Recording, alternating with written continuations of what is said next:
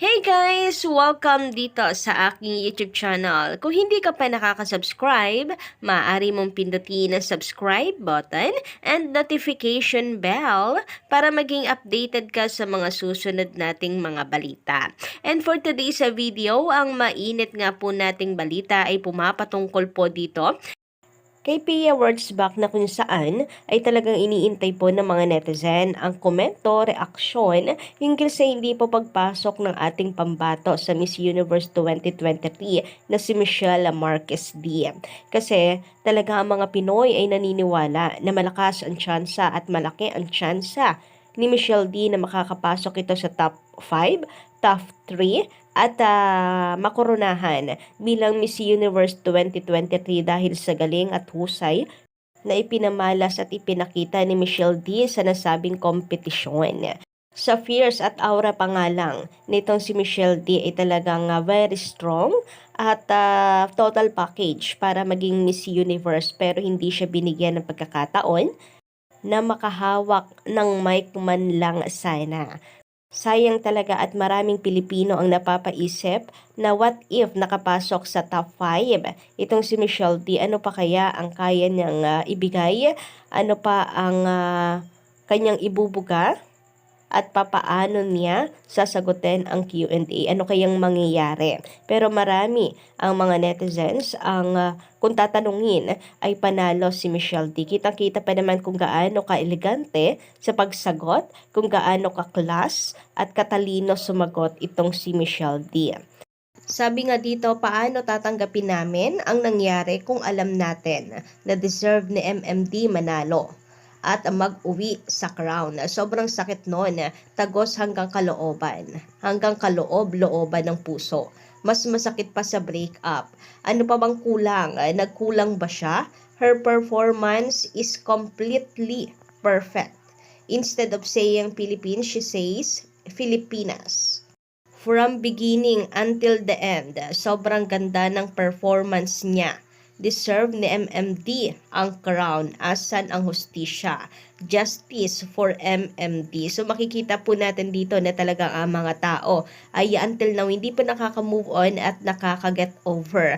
Kaya nga meron ding ilang lumilitaw na balita na kung saan ay uulitin ang top 5, pero sa atin po pagre-research ay hindi po yan totoo. Imposible naman kasi na ulitin po yan, lalo na't na-i-announce na po kung sino ang winner, and medyo matagal na rin. Dapat kasi agad-agad kinorek na po nila agad yan para naman hindi po nakakahiya at masaktan yung damdamin nung panalo, Kapag nagpatuloy po ang ganito, ay talagang wala na pong magtitiwala at baka ang Pilipinas, sabi nga po ng mga netizen, ay parang ayaw na nila na magpasali ng kandidata sa Miss Universe. Sabi ng mga netizen, nawawala na sila ng gana. Sinayang daw kasi nila ang isang MMD na total package talaga at hindi man lang nila binigyan ng pagkakataon. Hakot award na agad-agad pero hindi man lang nila isinama sa top 5. Yan ang hinihimutok ng mga Pinoy. Talagang meron daw pong dayaan na nangyari and cooking show daw talaga ang pageant na ito. And meron din nagsasabi na talagang pinirahan lang ang mga Pinoy. Malamang malaki-laki rin ang kanilang kinita sa voting, sabi po ng mga tao. And ang hirap kapag nagpatuloy po itong ganito.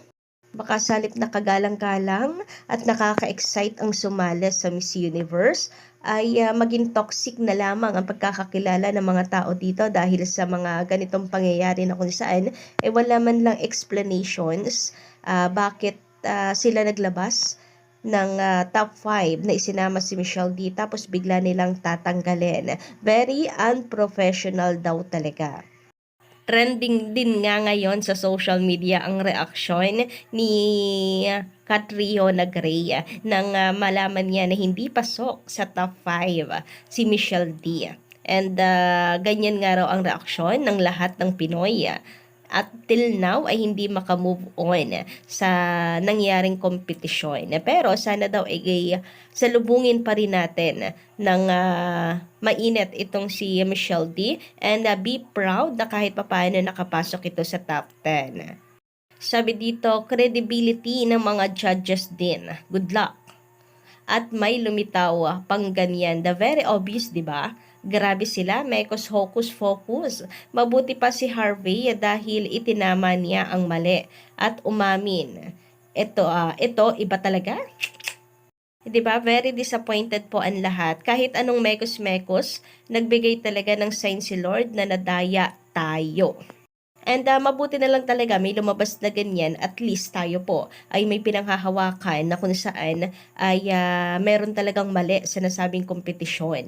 Kasi kapag hula lang na may daya ang nangyari, malamang ay tatawanan na naman po ang mga Pinoy. Sabi pa dito, dapat kasi talaga same dati. Live ang scores para sure walang dayaan. Nakalagay talaga dati ang scores sa live screens. Pero unfollow ko muna bago comment. Shameful, kumuha ng judge na di marunong mag-judge, kailangan pang magkopyahan. Hays, wala na talaga. Ganda lang talaga. Si Halu. Hindi makatarungan ang desisyon. Ang daya talaga, the best of the best, ang Pilipinas. Tapos hindi kasali sa top 5, ano ba yan?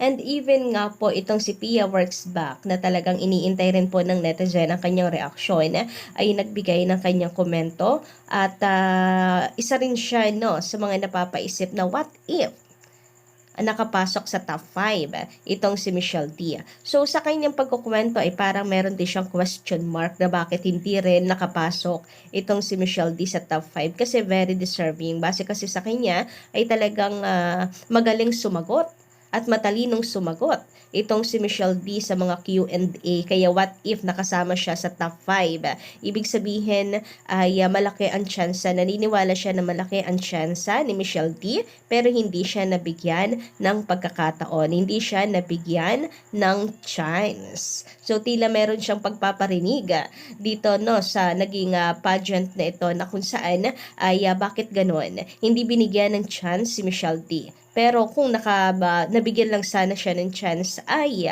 malaki po ang posibilidad na siya ay manalo at koronahan bilang Miss Universe 2023. Naniniwala si Pia Works Back na talagang magaling sumagot itong si Michelle D. Narito nga po ang video. That she's very deserving.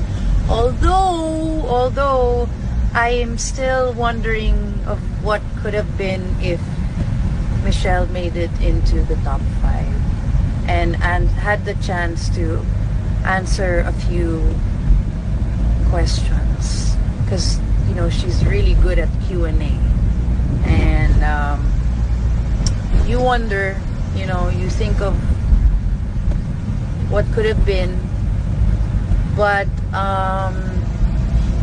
yeah, I don't know, I'm still trying to absorb things. Kayo ba? So, napakalinaw po dito na hindi pa rin niya matanggap at hindi pa rin nagsisink in sa kanya. Sinusubukan niya i-absorb yung mga bagay-bagay kasi naniniwala talaga siya na deserve ni Michelle D and magaling sumagot si Michelle D. Sana nabigyan lang ng pagkakataon. So, pare-parehas po tayo ng komento. Syempre, Pinoy po tayo.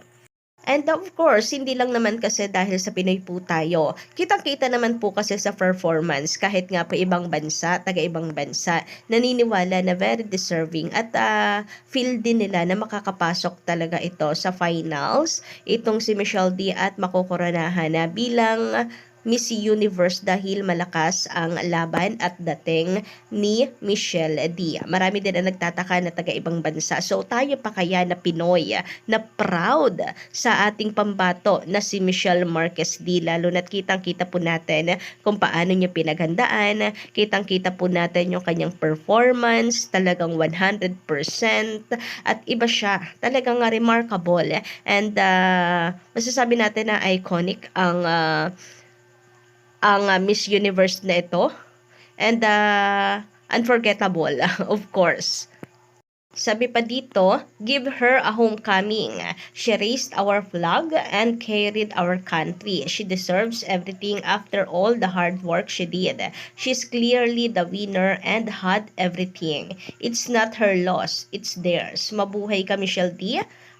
You're such a strong woman and you are so graceful.